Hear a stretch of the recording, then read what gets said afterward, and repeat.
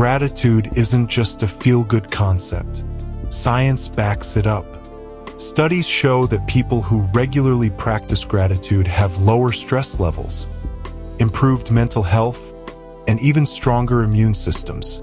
When we focus on what we do have, even in hard times, we rewire our brains to find resilience.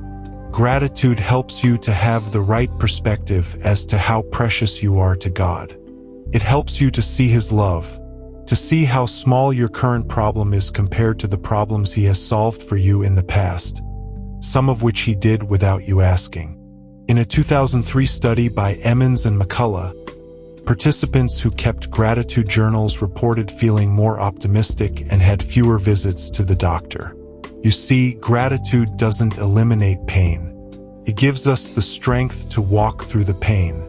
Hard times look different for everyone. It could be loss, heartbreak, illness, fear, uncertainty.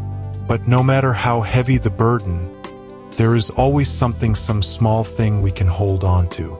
It might be the warmth of the sun on your skin, the sound of a friend's voice, a meal, a memory, a moment of peace.